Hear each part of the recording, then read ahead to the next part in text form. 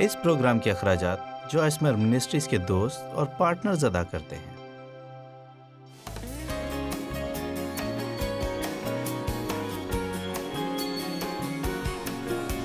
اس ہفتے کے اختتام پر میں شفا کے بارے میں ایک سیریز کرنا چاہ رہی ہوں جو کہ صحت مند روح، جسم، ذہن اور قوت ارادی کے بارے میں ہے۔ یسوع ہم سب کے لیے آیا۔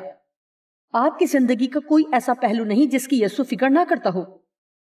میں چاہتی ہوں کہ آپ یہ بات سمجھیں، خدا فکر کرتا ہے اور ہر اس چیز کی فکر کرتا ہے جس کا آپ سے تعلق ہے۔ خدا آپ کے بارے میں چھوٹی سے چھوٹی چیز کی بھی فکر کرتا ہے، اور اگر آپ اسے دعوت دیں گے تو وہ آئے گا اور آپ کی زندگی کے ہر پہلو میں شفا کے عمل کا آغاز کر دے گا۔ یہ معاشی معاملات ہو سکتے ہیں، یہ معاشرتی مسائل بھی ہو سکتے ہیں۔ شاید آپ تنہائی کا شکار ہو، یا شاید اپنے ماضی میں بری طرح دکھی ہوئے ہوں اور آپ قریبی تعلق بنانے سے گھبراتے ہوں۔ خدا چاہتا ہے کہ آپ اپنی زندگی کے ہر حصے میں شفا پائیں۔ وہ آپ کو مکمل کرنا چاہتا ہے۔ وہ نہیں چاہتا کہ ہم نئے سرے سے پیدا ہو کر بھی ہر وقت ان مشکلات میں گھرے رہ کر زندگی بتائیں جو ہر وقت ہماری زندگی کو خالی کرتی رہتی ہیں۔ گزشتہ رات ہم نے روحانی طور پر صحت مند ہونے کے بارے میں بات کی تھی۔ آج صبح ہم کافی حد تک لطف اندوز ہوئے۔ کم از کم اپنے جسم کا خیال رکھنے کے بارے میں بات کر کے میں نے تو لطف اٹھایا۔ کیا آپ صبح لطف اندوز ہوئے؟ ٹھیک ہے۔ آج رات ہم ذہنی صحت کے متعلق بات کریں گے، اور کل صبح ہم آپ کی جذباتی صحت کے بارے میں بات کریں گے۔ لہٰذا آئیے پہلا تھسلنیکیوں 5واں باب 23ویں آیت دوبارہ شروع کرتے ہیں، کیونکہ یہ ایک بہترین حوالہ ہے۔ خدا جو اطمینان کا چشمہ ہے، آپ ہی تم کو بالکل پاک ناپاک چیزوں سے الگ کر کے پاک اور مقدس اور خدا کے لیے الگ کرے، اور تمہاری روح اور جان اور بدن ہمارے خداوند یسوع مسیح کے آنے تک پورے اور بے عیب محفوظ رہیں۔ جب یسوع سے پوچھا گیا کہ سب سے بڑا حکم کیا ہے، تو اس نے کہا سب سے بڑا حکم یہ ہے کہ خداوند اپنے خدا سے اپنے سارے دل اور اپنی ساری جان اور اپنی ساری عقل سے محبت رکھ، اور دوسرا اس کی مانند یہ ہے کہ اپنے پڑوسی سے اپنی مانند محبت رکھ۔ خدا نہیں چاہتا کہ ہم صرف اتوار کی صبح ہی اس سے محبت کریں۔ وہ آپ کو صرف نجات ہی نہیں دینا چاہتا کہ آپ باقی زندگی اذیت میں گزارتے رہیں، اور پھر جب آپ مریں تو آپ کو آسمان پر لے جائے۔ وہ اس لیے آیا کہ آپ زندگی پائیں، اور زندگی کے لیے لفظ ہے زوئے، جس کا مطلب ہے ویسی زندگی جیسی خدا کی ہے۔ اور اب میں نہیں جانتی کہ خدا کی زندگی کتنی اچھی ہے، لیکن اگر یہ مجھے مل سکتی ہے تو مجھے یقین ہے کہ میں تب تک آگے بڑھتی رہوں گی جب تک وہ مجھے زندگی نہیں مل جاتی جو خدا چاہتا ہے کہ میں حاصل کروں۔ میں ایمانداری سے کہوں گی کہ میرا خیال ہے کہ یہ زندگی یسوع کی امانت ہے، اور وہ چاہتا ہے کہ ہم جتنی بہترین زندگی گزار سکتے ہیں گزاریں۔ آپ میں سے کتنے چاہتے ہیں کہ آپ کے بچوں کی زندگی بہترین ہو؟ خیر، میرا مطلب ہے کہ ہم اس کے مقابلے میں بچے پالنے کے متعلق کچھ بھی نہیں جانتے ہیں۔ لہٰذا جیسے مجھے اپنے بچوں کو سرپرائز دینا بہت پسند ہے، ایک دن میں سوچ رہی تھی کہ خدا کو بھی ہمیں حیران کرنا پسند ہے۔ میرا مطلب ہے کہ یسوع اس لیے ہوا کہ ہم باپ کے ساتھ قریبی رشتہ رکھ سکیں، اس لیے نہیں کہ ہم اپنے چھوٹے چھوٹے مذہبی گروہ بنا لیں اور ان گروہوں میں الگ الگ ہو جائیں اور آپس میں لڑتے رہیں، اور یہ بہت بے وقوفی کی بات ہے۔ اور میں اپنی کانفرنس اور دوسری کانفرنسوں کو پسند کرتی ہوں، کیونکہ ہمارے یہاں پر ہر اس مذہبی فرقے کے لوگ آتے ہیں جس کا آپ تصور کر سکتے ہیں۔ اور میں آپ کو بتا سکتی ہوں کہ جب ہم آسمان پر جائیں گے تو وہاں نہ کوئی بیپٹسٹ گروپ ہوگا، نہ کوئی کیتھولک گروپ، اور نہ ہی کوئی لوتھرن گروپ ہوگا، اور نہ پینٹیکوسٹل ہوں گے۔ وہاں ایسی کوئی گروہ بندی نہیں ہوگی۔ آمین۔ لہٰذا ہمیں سیکھنے کی ضرورت ہے کہ اہم کیا ہے، اور جو چیز سیکھنا اہم ہے وہ یہ ہے کہ خداوند اپنے خدا سے اپنے سارے دل اور اپنی ساری جان اور اپنی ساری عقل اور اپنی ساری طاقت سے محبت رکھیں۔ فرما بردار خیالات نہ ہوتے ہوئے آپ کبھی بھی ایک فرما بردار زندگی حاصل نہیں کر سکتے۔ لہٰذا میں یہ دوبارہ کہوں گی کہ جب تک آپ اپنی خیالاتی زندگی کو فرما بردار نہیں بناتے، تب تک آپ فرما بردار زندگی حاصل نہیں کر سکتے۔ اور میرا مطلب ہے کہ میں کئی برسوں سے، بلکہ برسہ برس سے مسیحی تھی اور خدا سے پیار کرتی تھی، اور سمجھ نہیں پاتی تھی کہ میں ہر وقت مشکلات کا شکار کیوں رہتی ہوں، اور میں ذہن کے بارے میں یہ باتیں نہیں سمجھتی تھی، اور میں نے سوچا کہ جو کچھ میں سوچتی ہوں وہ سوچے بغیر نہیں رہ سکتی۔ میرے خیالات میرے اختیار میں نہیں ہیں، اور مجھے اندازہ ہی نہیں تھا کہ میں ان غلط خیالات سے چھٹکارا پا سکتی ہوں، میں ان خیالات کے خلاف اپنا ذہن بند کر سکتی ہوں۔ مجھے ہر اس چیز کو قبول کرتے جانا ہے جو میرے دماغ میں داخل ہوتی ہے، اور نہ ہی اسے اس طرح اپنانا ہے جیسے یہ میرا اپنا خیال ہو، اور نہ ہی بار بار اپنے ذہن میں اس پر سوچتے رہنا ہے۔ آپ جانتے ہیں کہ میرے والد نے میرے بچپن میں مجھے زیادتی کا نشانہ بنایا، اور آپ جانتے ہیں کہ برسوں بعد بھی بعض اوقات میں نہیں سمجھ پاتی کہ کیوں میں اپنے آپ کو ان سب چیزوں کے بارے میں سوچتے ہوئے پاتی ہوں جو انہوں نے میرے ساتھ کی۔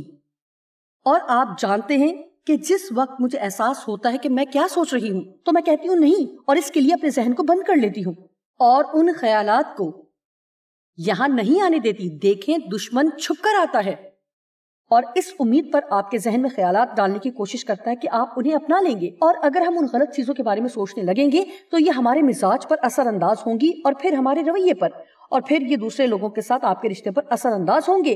جیسے تیرے دل کے خیالات ہیں ویسا ہی تو ہے۔ امثال 23:7۔ اس بات سے قطع نظر کہ آپ نے ذہن کے بارے میں کتنی تعلیمات سن رکھی ہیں یا نہیں سن رکھی، یہ وہ چیز ہے جو ہمیں بار بار اور بار بار اور بار بار سننے کی ضرورت ہے۔ ہمارے الفاظ اور سوچوں کے درمیان یہ وہ دو پیغامات ہیں جنہیں سننے سے ہمیں کبھی بھی تنگ نہیں آنا چاہیے۔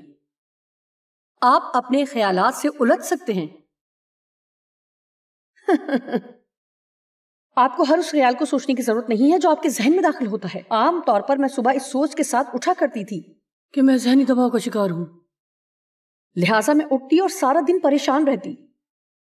لیکن اگر اب اس طرح کا خیال میرے ذہن میں داخل ہوتا ہے تو میں بلند آواز سے کہتی ہوں کہ میں پریشان نہیں ہوں، اور میں آج کا سارا دن مایوسی اور ذہنی دباؤ میں نہیں گزاروں گی، کیونکہ خداوند کی خوشی میری قوت ہے۔ اب ہمارے پاس خدا کا کلام ہے تاکہ ہم خدا کے کلام سے دشمن کا مقابلہ کر سکیں۔ خدا کا کلام محض سفید صفحات پر لکھے ہوئے سیاہ الفاظ کا مجموعہ نہیں ہے، بلکہ یہ قوت سے بھرپور ہے اور شیطان کے خلاف آپ کا ہتھیار ہے۔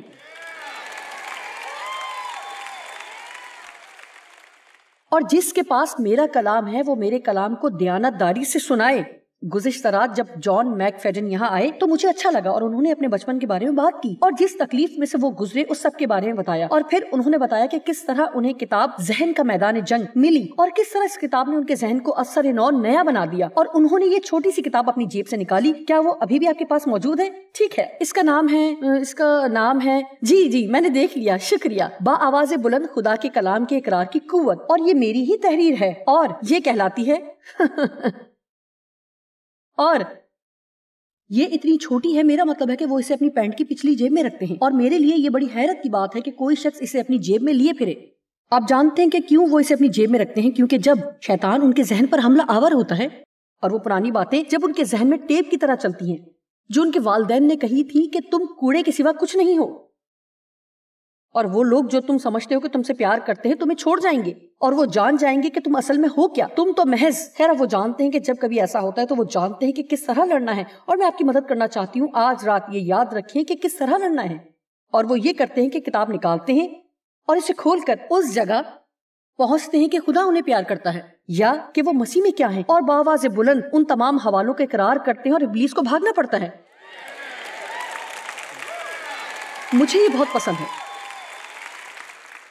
میں نہیں جانتی کہ ابھی بھی ہمارے پاس یہ چھوٹی کتابیں موجود ہیں یا نہیں، لیکن اگر آپ کو ضرورت ہے تو آپ انہیں باہر جا کر خرید سکتے ہیں، اور اگر باہر نہ ہو تو آپ آن لائن آرڈر دے سکتے ہیں۔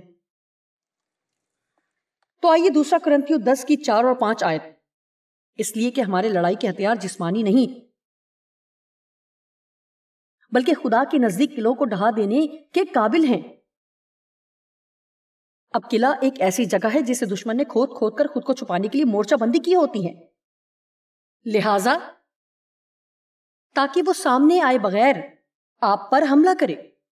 اور یہاں بات ذہن میں موجود قلعوں کی ہو رہی ہے، کیونکہ 5ویں آیت کہتی ہے چنانچہ ہم تصورات اور ہر ایک اونچی چیز کو، یعنی ذہن کے سارے عمل کو جو خدا کی حقیقی پہچان کے برخلاف سر اٹھائے ہوئے ہے ڈھا دیتے ہیں، اور ہر ایک خیال کو اور مقصد کو قید کر کے مسیح خداوند یسوع مسیح کا فرما بردار بنا دیتے ہیں۔ یہ بالکل واضح ہے۔ وہ کہہ رہا ہے کہ دیکھو ہمارے ذہن میں قلعے ہوتے ہیں، یعنی وہ جگہیں جہاں دشمن نے ہم سے جھوٹ بولا اور بہت عرصے تک ہمیں فریب دیتا رہا ہے، اور خود کو یہاں چھپائے رہتا ہے اور پھر وہ ایسی باتیں آپ کو کہنے لگتا ہے کسی بھی مناسب موقع پر کہ اگر آپ انہیں اپنا خیال سمجھنے لگیں اور ان پر یقین کرنے لگیں تو یہ آپ کی زندگی میں خدا کے منصوبے کو الٹ پلٹ کر رکھ سکتی ہے اور آپ کو آپ کی منزل سے ہٹا دیتی ہے۔ اس کی پسندیدہ بات آپ کو یہ بتانا ہے کہ آپ کتنے برے ہیں اور کس طرح آپ ہر وقت غلطیاں کرتے رہتے ہیں اور آپ کی زندگی ختم ہو چکی ہے اور آپ کبھی بھی اپنے ماضی سے چھٹکارا نہیں پا سکتے۔ کوئی آپ کی فکر نہیں کرتا اور آپ کو کبھی بھی ملازمت نہیں ملے گی اور کبھی بھی آپ کی تنخواہ نہیں بڑھے گی اور آپ کبھی بھی نئی کار نہیں خرید سکیں گے۔ ابلیس کی ہر چیز کبھی اور کبھی نہیں پر مشتمل ہوتی ہے، یہ ہمیشہ ایسا ہی رہے گا، لیکن جب آپ خدا پر ایمان رکھتے ہیں تو خدا کے ساتھ سب کچھ بدل سکتا ہے۔ لہٰذا جو ہتھیار ہمارے پاس ہے اس میں پہلا اور سب سے بڑا ہتھیار خدا کا کلام، یسوع کا نام اور یسوع مسیح کا خون، ان سب میں قوت ہے۔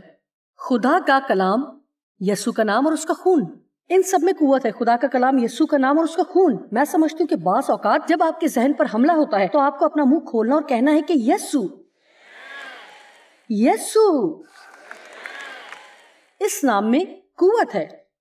یہاں تک کہ اب میں آپ کو یہ بتانا نہیں چاہتی کہ میں کتنے عرصے سے مسیحی تھی، لیکن میں اس سب کے بارے میں پہلے سے کچھ نہیں جانتی اور میں اس بات کو یقینی بنانا چاہتی ہوں کہ آپ کو سکھاؤں کہ آپ خود اپنی سوچوں اور خیالات پر اختیار رکھ سکتے ہیں۔ آپ کبھی بھی نافرمان خیالات رکھتے ہوئے فرما بردار زندگی نہیں گزار سکتے۔ اگر آپ زیادہ کھانا نہیں کھانا چاہتے تو فارغ بیٹھے سارا دن کھانا کھانے کے بارے میں نہ سوچتے رہیں، سارا دن کھانے والے میگزین نہ پڑھتے رہیں، اپنا ذہن کسی اور کام میں مصروف کریں۔ آمین۔ اگر آپ کسی ایسے شخص کے ساتھ محبت میں چلنا چاہتے ہیں جس نے آپ کو تکلیف دی ہے کیونکہ آپ جانتے ہیں کہ خدا یہی چاہتا ہے کہ آپ، تو پھر فارغ بیٹھے سارا دن یہ نہ سوچتے رہیں کہ انہوں نے آپ کے ساتھ کیا کیا ہے اور یہ کس قدر بے انصافی پر مبنی تھا اور آپ کو وہ کتنا برا لگتا ہے، اور پھر سوچیں کہ آپ ان کے ساتھ ویسا ہی سلوک نہیں کریں گے بلکہ اچھا سلوک کریں گے۔ ایسا کبھی نہیں ہوگا کیونکہ جو کچھ یہاں ہمارے اندر ہے وہی باہر آتا ہے۔ جس چیز کے بارے میں اپنے دل و دماغ میں سوچتے رہیں گے وہی ہمارے منہ سے نکلے گا، اور اگر ہم خود کو سننا سیکھ جائیں گے تو ہم اپنے بارے میں بہت کچھ ایسا جانیں گے جو شاید ہم جاننا بھی نہیں چاہتے۔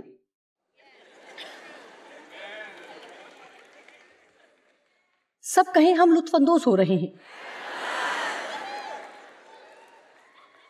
بائبل کہتی ہے کہ ہمیں اپنے دل و دماغ میں اس کے احکام کو رکھنا ہے، تبھی ہم ان پر عمل کر کے قابل ہوں گے۔ لہٰذا میں آپ کے سامنے یہ خیال رکھوں گی کہ آپ خدا کے کلام کے بارے میں سوچنے میں کتنا وقت صرف کرتے ہیں۔ کیا آپ سارے دن میں ایسا وقت نکالتے ہیں جب آپ صرف کلام پر غور کرتے ہیں، یا کیا آپ 5 سے 10 منٹ نکالتے ہیں جب آپ اکیلے ہوتے ہیں یا چہل قدمی کر رہے ہوتے ہیں یا کوئی اور کام کر رہے ہوں تو بلند آواز میں خدا کے کلام کا اقرار کرتے ہیں؟ میں ہر دن کلام کا اقرار کرتی ہوں، میں 40 برس سے ایسا کر رہی ہوں۔ یہ زندگی تبدیل کرتا ہے۔ اس طرح سے آپ اپنے ذہن کو نیا بناتے ہیں اور پھر آپ جان جاتے ہیں کہ کیا کرنا ہے۔ آپ اپنے غلط خیالات کو پہچانیں گے اور آپ بہت جلد پہچان جائیں گے۔ اس سے پہلے کہ آپ کو ان کے غلط ہونے کا احساس ہو، آپ 3 گھنٹے تک ان برے خیالات کے بارے میں سوچتے نہیں رہیں گے۔ آپ انہیں پہچان لیں گے اور فوری طور پر جان جائیں گے کہ کیا کرنا ہے۔ یشوع 1:8 یہ بہت اچھی آیت ہے۔ یہ ان پہلے حوالوں میں سے ہے جو میں نے اس وقت سیکھا جب میں نے بائبل کا مطالعہ شروع کیا۔ یہاں لکھا ہے، شریعت کی یہ کتاب تیرے منہ سے نہ ہٹے، اور اس کا ہرگز یہ مطلب نہیں کہ آپ اسے بول نہیں سکتے، بلکہ اصل میں اس کا مطلب ہے کہ اسے ہر وقت اپنی زبان پر رکھیں، بلکہ تجھے دن اور رات اسی کا دھیان ہو، تاکہ جو کچھ اس میں لکھا ہے اس پر تو احتیاط کر کے عمل کر سکے۔ اور اس کا آغاز بولنے اور اس کے بارے میں سوچنے سے ہوتا ہے، اور پھر ہی ہم اس پر عمل کر سکتے ہیں۔ ہم اس وقت تک اس پر عمل نہیں کر سکتے جب تک یہ ہمارے ذہن میں نہیں ہوتا، اور جب آپ یہ سب کرتے ہیں تو لکھا ہے تب ہی تجھے اقبال مندی کی راہ نصیب ہوگی اور تو خوب کامیاب ہوگا۔ یعنی اسے عقل مندی سے حل کریں گے اور اچھی کامیابی حاصل کریں گے۔ آپ جانتے ہیں کہ ہمارے خیالات کی زندگی ہمیں برے رویے سے اچھے رویے میں لے جانے کے لیے پل کا کام کرتی ہے۔ آپ میں سے کچھ کو محسوس ہوتا ہوگا کہ جیسے آپ کسی شکنجے میں ہیں۔ شاید ایسا ہو بھی۔ فرض کریں کہ آپ شدید غصے کے عادی ہیں اور آپ نے اپنی ساری زندگی شدید غصہ کرتے گزاری ہے، اور آپ یہ بھی نہیں جانتے کہ آپ کس بارے میں غصے میں ہیں۔ آپ بس اپنے غصے پر قابو نہیں کر پاتے، لہٰذا آپ سوچتے ہیں آپ نے یہ سوچا اور کہا ہو، مجھے نہیں معلوم، ہو سکتا ہے کہ پچھلے 20 سال سے مجھے شدید غصہ آتا ہے، میں آپ سے باہر ہو جاتی ہوں، میں غصے پر قابو نہیں پا سکتی، مجھ سے غصے پر قابو نہیں ہوتا، مجھے شدید غصہ آتا ہے۔ لہٰذا جتنا زیادہ آپ اس بارے میں سوچیں گے اور زبان سے کہتے رہیں گے اتنا ہی زیادہ آپ اس پر عمل کریں گے۔ لہٰذا اب آپ خدا سے محبت کرتے ہیں، اور آپ نے کلام سے سیکھا ہے کہ سورج ڈھلنے تک آپ کی خفگی نہ رہے، اور آپ ناراض نہیں رہنا چاہتے ہیں، اور آپ درست کام کرنا چاہتے ہیں، اور آپ ایسا کرنے کی کوشش کرتے ہیں اور ایسا نہیں ہو پاتا۔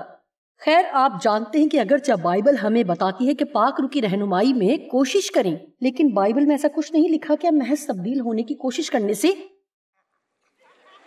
تبدیل ہو جائیں گے۔ ہم مسیح میں قائم رہنے سے اچھا پھل لاتے ہیں. جتنا زیادہ وقت ہم یسوع کے ساتھ گزاریں گے اتنا ہی زیادہ ہم اس کی مانند بنتے جائیں گے. اب اسیوں 4 باب 3 آیات ہم 22 اور 24 پر غور کریں گے اور 23ویں فی الحال چھوڑ دیں گے کہ تم اپنے اگلے چال چلن کی اس پرانی انسانیت کو اتار ڈالو، یعنی اپنی پرانی خودی کو کھینچ کر خود سے الگ کر ڈالو جو آپ کی پرانی کردار اور زندگی گزارنے کے طریقے کو ظاہر کرتی ہے، جو فریب کی شہوتوں کے سبب سے خراب ہوتی جاتی ہے. اب اگرچہ ہم مسیح میں نئے مخلوق ہیں، لیکن وہ کہہ رہا ہے کہ ٹھیک ہے میں نے تمہارے لیے یہ کر دیا ہے، اب آپ اپنی پرانی زندگی کو اتار پھینکو. 24ویں آیت کہتی ہے اور نئی انسانیت اثر انو پیدا کی گئی، خودی کو پہنو جو خدا کے مطابق خدا کی طرح سچائی کی راست بازی اور پاکیزگی میں پیدا کی گئی ہے. پرانی انسانیت اتار دو اور نئی انسانیت پہن لو. دوبارہ پرانی زندگی جینا چھوڑ دو اور نئی زندگی جیو. جیسے پہلے کرتے تھے اس طرح سے کام کرنا چھوڑ دو اور اس طرح کام کرو جیسے کرنا چاہیے. اچھا خداوند میں چاہتی ہوں لیکن میں یہ کیسے کر سکتی ہوں؟ 23ویں آیت ان کے درمیان پل ہے. اور اپنی عقل کی روحانی حالت میں نئے بنتے جاؤ، اور اپنی عقل کی روحانی حالت میں نئے بنتے جاؤ یعنی اپنی زندگی کے ہر دن ایک نیا روحانی ذہنی رویہ اختیار کرو. اگر میں آپ کی جگہ ہوتی تو ہر صبح میں تھوڑا وقت نکالتی، چاہے یہ 1 منٹ یا 5 منٹ ہوں، اور اس وقت میں اپنے ذہن کو کچھ چیزوں کے لیے تیار کرتی ہوں.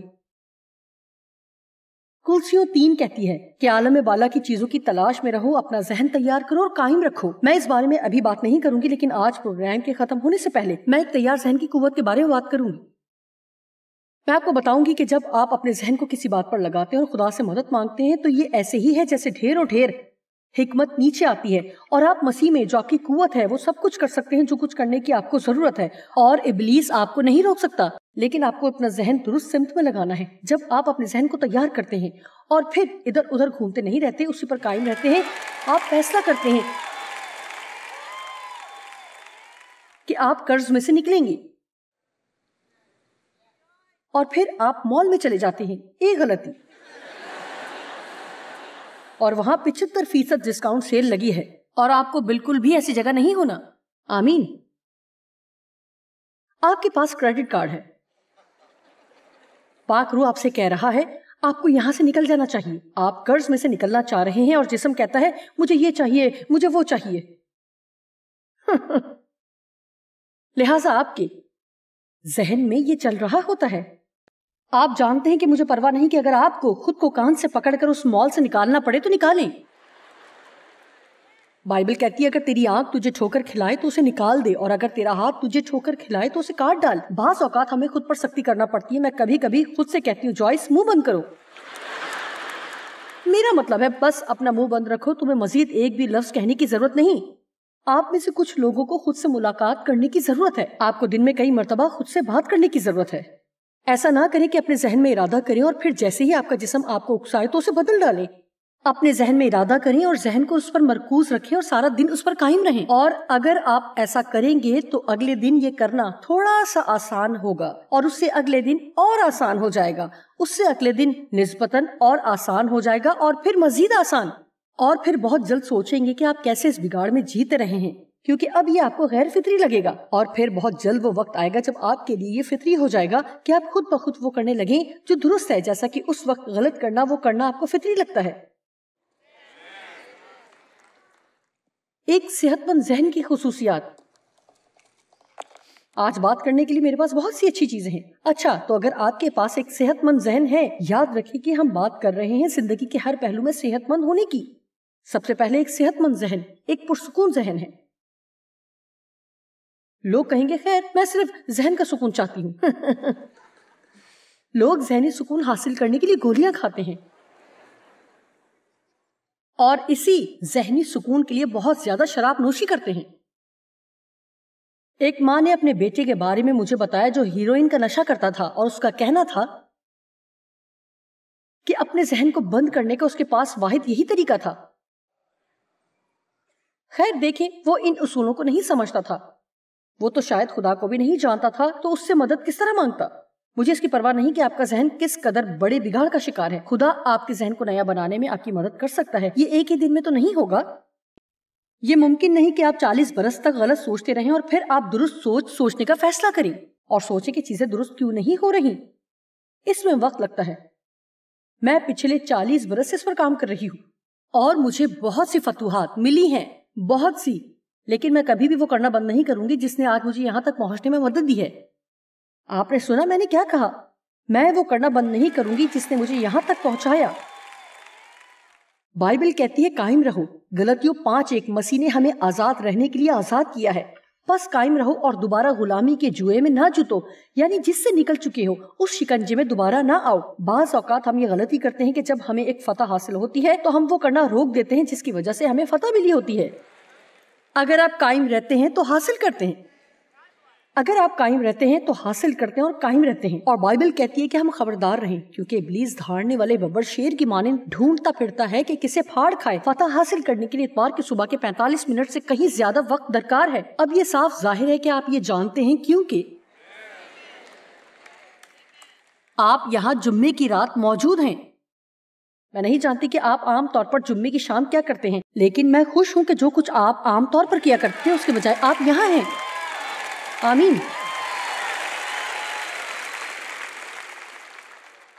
میں آپ کو بتاتی ہوں، ہم کسی بھی نائٹ کلب کے مقابلے میں آج شام یہاں بہتر موسیقی سن رہے تھے۔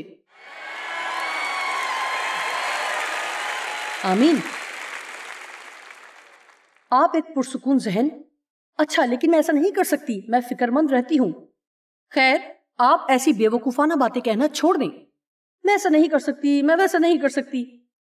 میرا مطلب ہے جو کچھ بھی خدا ہمیں کرنے کے لیے کہتا ہے یا کرنے سے منع کرتا ہے، وہ اس کی فرما برداری کرنے کے لیے ہمیں صلاحیت بھی دیتا ہے۔ لہٰذا یہ کہنا کہ مجھ سے یہ نہیں ہو سکتا، دراصل ذمہ داری نہ لینے کا ایک برا بہانہ ہے۔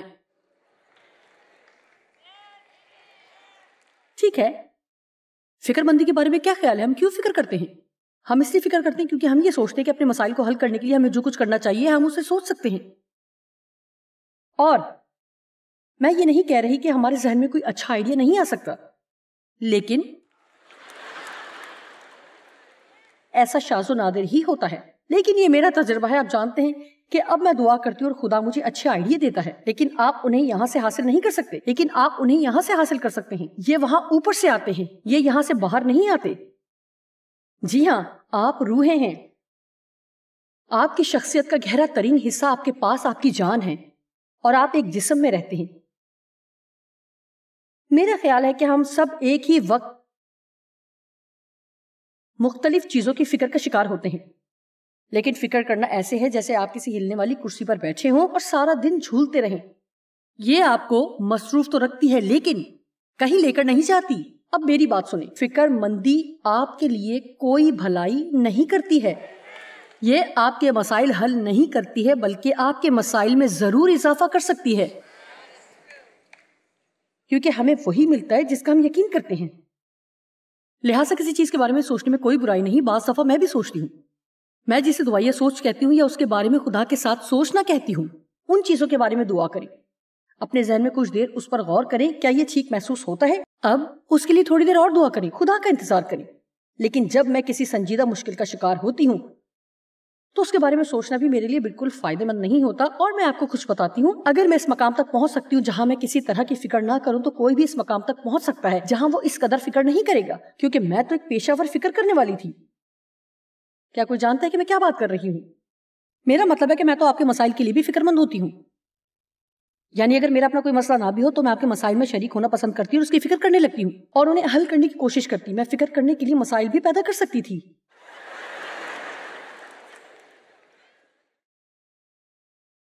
اور جب میرے بچے بڑے ہو رہے تھے، اور اگر میں آپ کو وہ سب باتیں بتاؤں جن کے لیے میں اس وقت فکر مند تھی، ان میں سے ہر ایک کے لیے میری فکریں مختلف تھیں، اور یہ سب بڑے ہو کر جانتے ہیں کہ وہ بہت ٹھیک اور اچھے ہو گئے ہیں، تو پھر مجھے افسوس ہوتا ہے کہ میں نے وہ وقت ضائع کر دیا۔ اور ڈیو مجھے کہا کرتے تھے اپنی فکریں خدا پر ڈال دو، وہ سب کچھ سنبھال لے گا، اور میں کہتی آپ تو آپ جانتے ہیں کہ جب ہم نہیں چاہتے کہ کوئی اور ہمارے مقابلے میں درست ہو تو ہم اس میں خامیاں نکالنے کی کوشش کرتے ہیں۔ آپ جانتے ہیں کہ میری ایک بیٹی بہت بکھیرا ڈالا کرتی تھی، اور میرے خدا، میں سوچا کرتی تھی کہ یہ بچی اگر میرا گھر چھوڑے گی تو اسے تو یہ بھی نہیں معلوم ہوگا کہ اس کے کپڑے کہاں ہیں، اسے یہ بھی پتا نہیں ہوگا کہ اس کی کار کی چابیاں کہاں ہیں، وہ تو اپنے جوتے بھی تلاش نہیں کر پائے گی، میں نہیں جانتی کہ وہ کیسے اپنا گھر چلائے گی۔ اور اب حقیقت یہ ہے کہ وہ منسٹری میں نہیں لیکن ذاتی طور پر میرے لیے کام کرتی ہے، اور اپنی زندگی کو ترتیب دینے کے لیے میں اسے پیسے ادا کرتی ہوں۔